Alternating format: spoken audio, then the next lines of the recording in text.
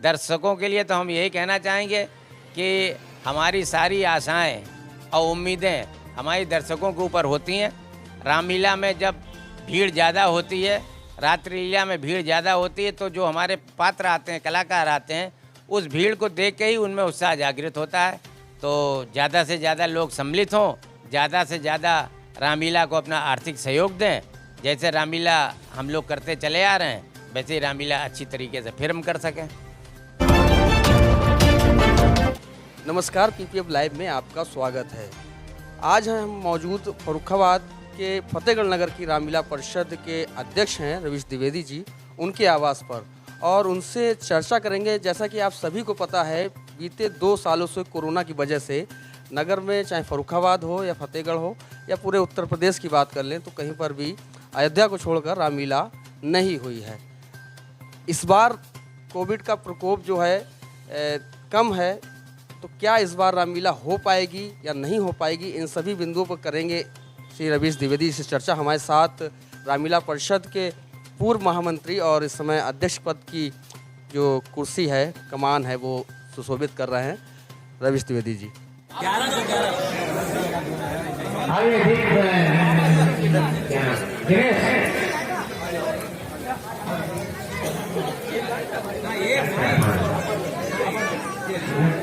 दिनेश शुक्ला जी को दिनेश अग्रवाल जी सम्मानित कर रहा है और संजय रस्तोगी जी उन्हें प्रशिक्षण भेंट कर रहा है। उमेश चतुर्वेदी जी यहाँ पर आने का। नमस्कार। कितना सफ़र रहा आपका रामलीला के इस करियर में? कब से आप काबिज? मैं सन 2002 में श्री रामलीला परिषद फतेहगढ़ का महामंत्री चुना गया था और करीब करीब 11-12 साल तक महामंत्री पद पर रहा। और उसके बाद नए महामंत्री का चयन हुआ था और हमको फिर उसमें अध्यक्ष बना दिया गया था। तब से हम रामलीला परिषद के अध्यक्ष पद पर हैं। काफ़ी लंबा सफ़र आपने रामलीला में तय किया। जी हाँ। क्या कोई इसका चुनाव होता है कि खुद से ही, मतलब अध्यक्ष, मतलब कमेटी ही तय करती है? नहीं, इसमें चूँकि हमारी अपनी परिषद है और हम लोग आपस में हर 3 साल बाद उसमें चुनाव करते हैं और उसी के आधार पर कमेटी का गठन होता है। जनता जानना चाहती है कि कितना लगभग जो रामलीला होता है, काफ़ी बड़ा आयोजन होता है, जिसमें कि शायद शंकर बारात, राम बारात, दशहरा, राजगद्दी, बड़े बड़े आयोजन किए जाते हैं। इसमें लगभग जो खर्चा होता है, चंदा भी होता है। इसके अलावा क्या रामलीला की आय है जहां से इसका पैसा आता है? देखिए, जब हम महामंत्री बने थे तब तो रामलीला का चंदा ही बहुत कम हुआ करता था और रामलीला के पास कोई अपनी बहुत ज़्यादा प्रॉपर्टी नहीं है। एक छोटी सी प्रॉपर्टी सब्जी मंडी फतेहगढ़ में राम निवास के नाम से है, जिसमें एक तरफ 4 दुकानें हैं। उन्हीं दुकानों से किराया आता था और वो बहुत मामूली किराया आता था। मुश्किल से 100-125 रुपया महीने पे दुकानें उठी हुई थी वो। इसके बाद हमने अपने महामंत्री काल में रामलीला परिषद की इनकम को बढ़ाने के लिए 2 दुकानें और बनवाई थी। तो वो दुकानें मिला के, कुल मिला के अब 6-7 दुकानें हैं, जिनसे रामलीला की आय में थोड़ा सा सुधार हुआ। इधर हमने कुछ दुकानदारों के ऊपर कह सुनकर उसका किराया भी थोड़ा सा बढ़वाया है। तो कोई बहुत ज़्यादा किराया नहीं आता है, जो भी आता है वो किराया एक नाम मात्र का किराया है। इसके अलावा रामलीला परिषद के पास कोई अपनी प्रॉपर्टी नहीं है, कोई ग्राउंड नहीं है। अभी माननीय मुख्यमंत्री योगी आदित्यनाथ जी ने पिछले अपने कार्यकाल में एक अधिसूचना जारी की थी, जिसमें उन्होंने रामलीला के विकास के लिए, उसके संरक्षण के लिए एक कोई अखबार में एक न्यूज़ हमने पढ़ी थी। उस न्यूज़ को पढ़ने के बाद हमने इस संबंध में एक प्रार्थना पत्र जिलाधिकारी महोदय को दिया था, और लेकिन अभी तक उस पर कोई क्रियान्वयन नहीं हो पाया है और ना रामलीला परिषद को कोई जगह अभी तक आवंटित की गई है। आपने बताया कि रामलीला परिषद के मंदिर में किराएदार हैं काफ़ी समय से, क्या उनका कुछ विशेष सहयोग मिल पाता है आर्थिक रूप से या किसी और रूप से? नहीं, ये तो उनका कोई सहयोग नहीं मिलता है। जो वो किराया देते हैं वो किराया देते हैं, इसके अलावा वो चंदा के रूप में बहुत ही छोटी सी धनराशि रामलीला परिषद को अर्पण करते हैं। मुझे याद है कि आज से करीब शायद लगभग 5 साल हुए होंगे, एक मतलब एक कुनबा कह सकते हैं, एक गुट था, आपके खिलाफ षड्यंत्र रचा गया था जिसमें आपने इस्तीफा भी शायद दे दिया। वो क्या कहानी थी, वो दर्शकों को बताइए। देखिए, एक चूँकि रामलीला में बहुत ज़्यादा खर्च होता है और उसके खर्च को व्यवस्थित करने के लिए, एकत्र करने के लिए टीम सहयोग की बहुत आवश्यकता होती है। तो एक समय ऐसा लगा मुझे कि हमारी जो सहयोगी पदाधिकारी थे उनका पूरा हमको सहयोग प्राप्त नहीं हो पा रहा था। तब भरत मिलाप पे मैंने एक घोषणा कर दी थी कि मैं अपनी कमेटी को भंग कर रहा हूँ और 25 दिसंबर को मीटिंग होगी और उसमें कमेटी का चुनाव किया जाएगा। जहाँ तक मुझे याद है इस घोषणा के बाद हड़कंप मच गया था। जी हाँ, ये भी बात सही है। इस घोषणा के बाद जो है हमारे सभी पदाधिकारी परेशान हो गए थे और जनता में भी इस बात की काफ़ी चर्चा हो रही थी कि क्यों इस्तीफा दे रहे हैं।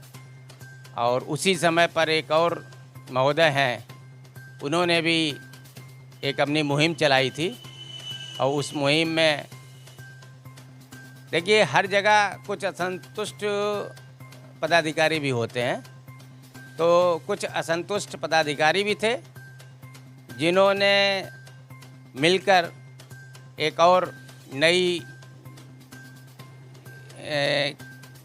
क्या कहें उसको, एक नई कमेटी क्या, एक नए चुनाव के लिए उन्होंने एक 27 दिसंबर को अपना एक आयोजन रखा था गोपाल फंक्शन पैलेस में। और हमारे पास भी ये खबर आई थी कि आप ऐसा करिए कि 25 को मीटिंग ना करके 27 को उसी मीटिंग में शामिल हो जाएं, चुनाव हो जाने दीजिए वहीं पे। तो मैंने चूँकि एक मंच से 25 दिसंबर की घोषणा कर दी थी, इसलिए मैंने अपनी 25 दिसंबर को मीटिंग रखी थी। हमारी कार्यकारिणी के जो सदस्य थे 100% सदस्य लोग उसमें आए थे और उन्होंने और हमारे संरक्षक महोदय ने पुनः मेरे ऊपर पूर्ण रूपेण विश्वास व्यक्त करते हुए और मुझे पुनः अध्यक्ष नियुक्त किया था। उसके बाद मैंने अपनी नई कमेटी बनाई थी और जो 27 दिसंबर वाली मीटिंग रखने का प्रोग्राम रखा गया था वो प्रोग्राम फिर नहीं हुआ था। मुझे जहाँ तक याद है कि करीब पिछले 2 साल से तो कोरोना के कारण रामलीला ही नहीं हुई थी, और जो पिछली हुई थी उसमें आपने जो आपका रामलीला का रूट मैप है उसमें कुछ चेंजेस किए थे। वो क्या चेंजेस? देखिए, क्योंकि क्यों करने पड़े? देखिए, ये हमारे फतेहगढ़ की रामलीला करीब 125-150 साल पुरानी रामलीला है और जो परेड ग्राउंड कहा जाता है आज की तारीख में, उस परेड ग्राउंड पर रामलीला हुआ करती थी। जितना बड़ा पूरा करेप्पा ग्राउंड है उस पर रामलीला होती थी और जब से ये करेप्पा ग्राउंड बना तब से फतेहगढ़ की रामलीला को दशहरा करने के लिए दशहरा करने के लिए परेड ग्राउंड को लेने के लिए बहुत ज़्यादा प्रयास करने पड़ते हैं और सेना के अधिकारियों से बार बार मिलना पड़ता है और उनकी परमिशन हमको जो मिलती है वो जिलाधिकारी महोदय के माध्यम से हमको मिलती है, क्योंकि जिलाधिकारी हमारे इस रामलीला को करवाने में अपना सहयोग देते हैं। उन्हीं की वजह से हम लोगों को परेड ग्राउंड अधिकारियों से मिल जाती है, लेकिन बहुत सारे प्रतिबंध लगा के हम लोगों को वो परेड ग्राउंड दी जाती है। उन प्रतिबंधों के चलते जनता में भी थोड़ा सा एक जैसे एक स्वतंत्रता वाली बात होती है, वो स्वतंत्रता नहीं होती है। और इसके अलावा क्योंकि बहुत पुरानी रामलीला है और जितने भी धार्मिक कार्यक्रम होते हैं उनका रूट जो होता है वो जिला प्रशासन के पास होता है। तो चूँकि अब हम लोगों ने चंदा करना शुरू किया और अपने चंदा की सीमा को विस्तृत किया, जिसमें हम लोग पुलिस लाइन चौराहे से रखा रोड पे जाते हैं, पुलिस लाइन चौराहे से इधर पुलिस लाइन नवदिया तक जाते हैं और इधर भोलेपुर और नेकपुर तक जाते हैं चंदा करने। तो ये लोगों ने मांग की कि साहब ये क्षेत्र बढ़ाया जाए। तो उसको बढ़ाने के लिए एक बार हमने प्रयास किया था कि जिला जेल से राम बारात निकाल दी जाए, लेकिन इसकी जानकारी और इसके लिए हमने एक परमिशन के लिए अपना प्रशासन को दिया भी था। तो उस पर पुलिस प्रशासन जो है और पुलिस और प्रशासन तैयार नहीं हुआ और उन्होंने हमको मना कर दिया कि साहब इस तरीके से ये काम नया काम नहीं कोई होगा, नया रूट कोई नहीं दिया जाएगा। तो वो फिर हम लोग उसमें चुप हो गए, क्योंकि बगैर प्रशासन की अनुमति के तो कोई काम करना हमको भी अच्छा नहीं लगता, क्योंकि हम भी खुद वकालत के पेशे में हैं। तो हमें मालूम है कि कानून व्यवस्था जो है वो प्रशासन के हाथ में होती है, उसका ऐसे कार्यक्रमों में बराबर सहयोग करना चाहिए। वो हमारा सहयोग करते हैं, हमें उनका सहयोग करना चाहिए। इसलिए शासन के साफ तौर पे आदेश हैं, कोई भी जो धार्मिक कार्य है चाहे वो किसी समुदाय का हो, उसमें जो पुराने तौर तरीके चले आ रहे हैं या जो भी शोभा यात्राओं का रूट मैप है वही रहेगा, उसमें कुछ चेंजेस नहीं कर सकते। इसी के कारण आपको परमिशन नहीं मिली। हाँ, ये बिल्कुल सही कह रहे हैं आप। सूत्रों से एक जानकारी मिलती है, पुराने लोग बताते हैं कि रामलीला को एक अपना दशहरा करने के लिए एक स्थल मुहैया कराया जा रहा था काफ़ी साल पहले, या कोई कराया जाने की बात चल रही है? नहीं, पुरानी क्या बात थी इसके बारे में तो मुझे ज़्यादा जानकारी नहीं है, लेकिन आज की तारीख में रामलीला परिषद फतेहगढ़ के पास दशहरा करने के लिए अपना कोई स्थान नहीं है। क्या सरकार से आपने कभी कोई मांग की इस बारे में? हमने आपको अभी बतलाया कि माननीय मुख्यमंत्री योगी आदित्यनाथ जी ने एक अखबार के माध्यम से हमारे पास सूचना आई पढ़ी थी मैंने, उसी आधार पर मैंने जिलाधिकारी महोदय को प्रार्थना पत्र दिया था। जिलाधिकारी महोदय ने उस पत्र पर कार्रवाई की थी। मानवेंद्र सिंह जी उस समय जिलाधिकारी थे। उन्होंने एसडीएम सदर को इस संबंध में मेरे सामने ही फ़ोन पे कहा था और उन्होंने लेखपाल से भी बात की थी, लेकिन काफ़ी समय बीत चुका है, अभी तक ऐसी कोई खुशखबरी हमको प्राप्त नहीं हुई रामलीला परिषद को कि हाँ ये पता चले कि हमें यहाँ पर ये ग्राउंड में दिया जा रहा है। संबंध में कि आपने किसी राजनीतिक प्रतिनिधि से संपर्क किया, उन्होंने कोई मदद करने की कोशिश की? हाँ, एक बार ये ज़रूर हुआ था कि परेड ग्राउंड पर कुछ हमारे लिए समस्या खड़ी की गई थी इसके सेना के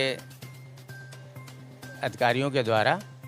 शायद कोई उनके बड़े अधिकारी आ रहे थे, इस वजह से उस समय हमने हमारे जो विधायक महोदय हैं सुनील दत्त द्विवेदी जी, उनसे मैंने कहा था।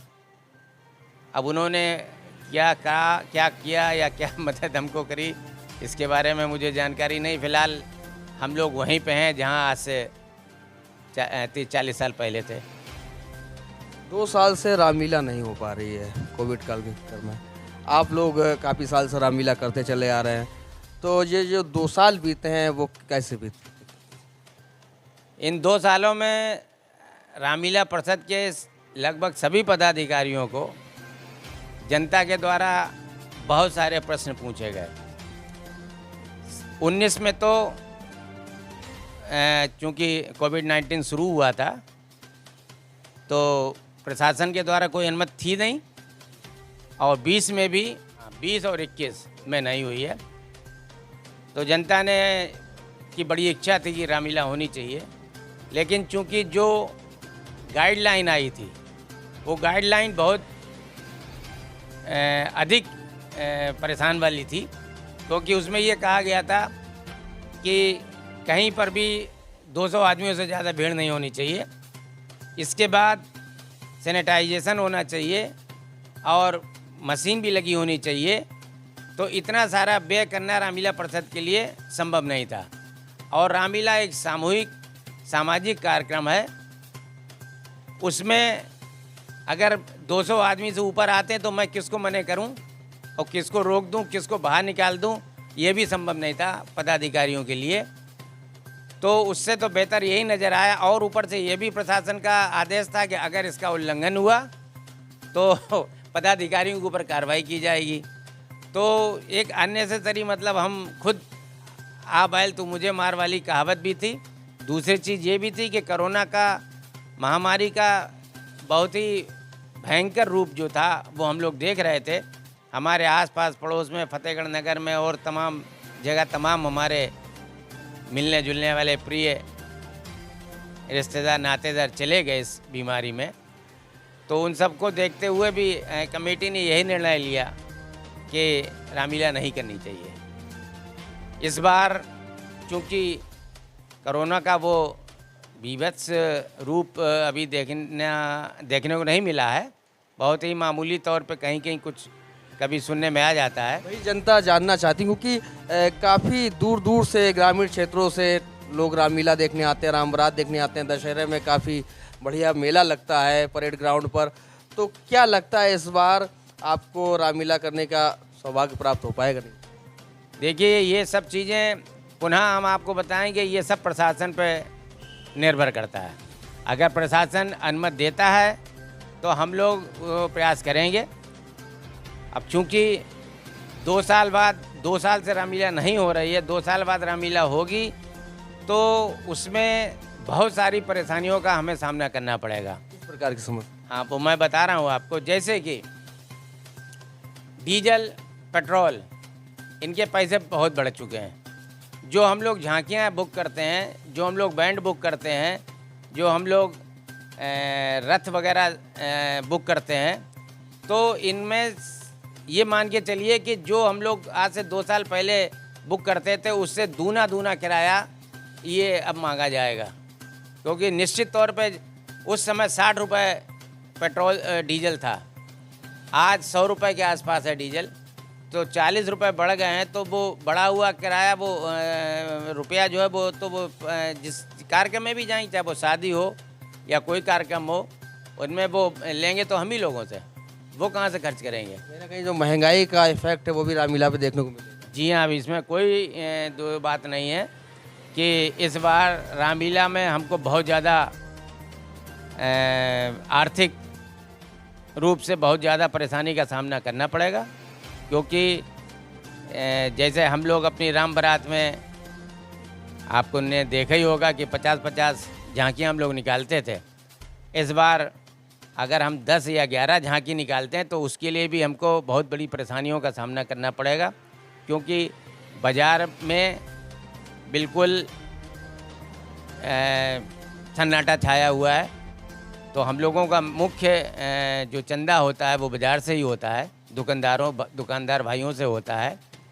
तो जब दुकानदार भाई कोरोना से पीड़ित रहे हैं और दुकान पे ग्राहक नहीं आ रहे हैं तो वो रामलीला परिषद को चंदा कहाँ से देंगे और कितना देंगे। तो ये तो निश्चित मान के चलिए कि उसमें घटोतरी हो सकती है, बढ़ोतरी। 2022 में कब से रामलीला स्टार्ट होने की तिथि आ रही है? ये तो देखिए, रामलीला मोस्टली सितंबर अक्टूबर में हुआ करती है और उसी में अमावस हम लोगों की शुरू होती, वो पंडित जी देख के ही बता पाएंगे कब से शुरू होगी। क्या लग रहा है कितने प्रतिशत इस बार रामलीला हो पाएगी कि नहीं हो पाएगी? मतलब 2 टूक जवाब। 2 टूक जवाब तो ये कि हम भी निर्भर करते हैं प्रशासन के ऊपर। प्रशासन हमसे अनुमति देगी, हम रामलीला जरूर करवाएंगे, चाहे हम बहुत छोटे रूप में करें, लेकिन करवाएंगे ज़रूर। पिछले उन पीरियडों में भी हमने परिषद ने हमारी ने जो हमारा पूजन होता है 15 दिन का, पंडित जी को बुला के वो हमने पूजन किया था। स्वरूपों का हमने पूजन भी किया था, उनको मान सम्मान जो और दी जाती है वो भी देकर हमने उनको विदा भी किया था। ये कार्यक्रम हमारे बराबर चलते रहे। लेकिन इस बार रामलीला हम जरूर करेंगे अगर प्रशासन अनुमति देगी। अंत में आप हमारे दर्शकों के लिए क्या कहना चाहेंगे? दर्शकों के लिए तो हम यही कहना चाहेंगे कि हमारी सारी आशाएं और उम्मीदें हमारी दर्शकों के ऊपर होती हैं। रामलीला में जब भीड़ ज़्यादा होती है, रात्रि लीला में भीड़ ज़्यादा होती है, तो जो हमारे पात्र आते हैं, कलाकार आते हैं, उस भीड़ को देख के ही उनमें उत्साह जागृत होता है। तो ज़्यादा से ज़्यादा लोग सम्मिलित हों, ज़्यादा से ज़्यादा रामलीला को अपना आर्थिक सहयोग दें। जैसे रामलीला हम लोग करते चले आ रहे हैं, वैसे ही रामलीला अच्छी तरीके से फिर हम कर सकें। तो ये थे हमारे साथ फतेहगढ़ रामलीला परिषद के अध्यक्ष एडवोकेट रवीश द्विवेदी जी, जिन्होंने बताया कि 2 साल से रामलीला ना होने के बाद इस बार 2022 में रामलीला हो पाएगी, और होगी तो किन किन परेशानियों का सामना करना पड़ेगा। प्रशासन की अनुमति मिलती है तो इन्होंने साफ तौर पर कह दिया है कि अगर प्रशासन की अनुमति मिलती है तो भले ही सूक्ष्म रूप में रामलीला हो, लेकिन रामलीला 2022 में आप सभी दर्शकों को देखने को जरूर मिलेगी। तो मैं हूं पंकज प्रकाश, कैमरामैन सौरभ गुप्ता के साथ PPF लाइव फतेहगढ़।